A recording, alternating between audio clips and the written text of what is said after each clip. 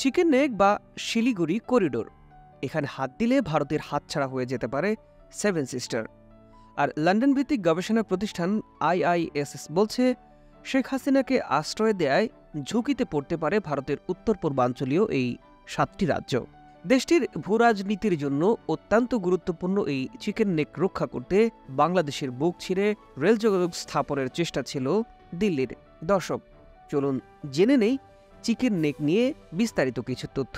জানাবো chicken neck নিয়ে ভারতের নানা দুশ্চিন্তার খতিয়ান।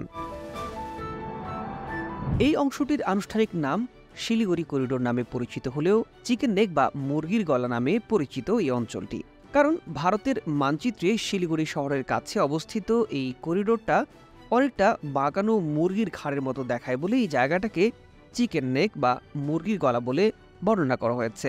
এই করিডোরের সবচেয়ে সরু অংশটা মাত্র 21 কিলোমিটার চওড়া, যার আশপাশে রয়েছে অন্তত 4টি দেশের আন্তর্জাতিক সীমানা।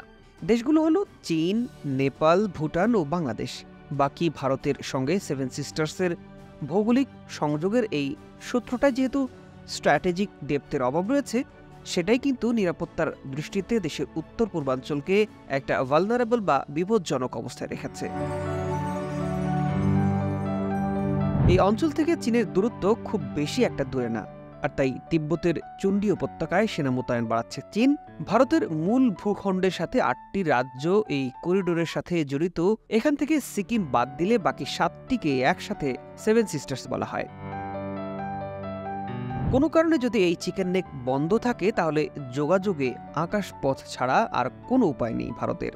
সেভেন সিস্টার ভারতের মূল ভূখণ্ড বা রাজধানী থেকে অনেক বেশি দূরে, আর এটাই হলো দেশটির সবচেয়ে বড় দুর্বলতা। এদিকে সেভেন সিস্টার নিয়ে ভারতকে সতর্ক করল আন্তর্জাতিক গবেষণা সংস্থা the international institute of strategic studies বা IISS। শেখ হাসিনাকে আশ্রয়ে আর বাংলাদেশের সাথে সম্পর্কের টানাপোড়েনের সুযোগে অস্থিতিশীল হয়ে উঠতে পারে ভারতের উত্তর পূর্বাঞ্চলীয় এই রাজ্যগুলো। বিচ্ছিন্নতাবাদী তৎপরতাই শুধু নয়, ভারতকে জঙ্গিবাদী অপতৎপরতা মোকাবেলার প্রস্তুতি রাখার সতর্কবার্তাও দিয়েছে লন্ডন ভিত্তিক এই গবেষণা প্রতিষ্ঠানটি। বন্ধুত্বের খাতিরে শেখ হাসিনাকে আশ্রয় দিয়ে স্বস্তিতে নেই ভারতও। নয়াদিল্লির এই দোটানা অবস্থা চোখ এড়ায়নি লন্ডন ভিত্তিক এই গবেষণা প্রতিষ্ঠানের। জনমতের বিরুদ্ধে শক্ত অবস্থান নিয়ে একটি নির্দিষ্ট জনগোষ্ঠীর কাছে চরম অজনপ্রিয় নেতায় পরিণত হওয়া শেখ হাসিনার পক্ষ নেয়ায় বাংলাদেশের অন্তর্বর্তী সরকারের সাথে সম্পর্ক উন্নয়নের ক্ষেত্রে চ্যালেঞ্জের মুখে পড়বে ভারত।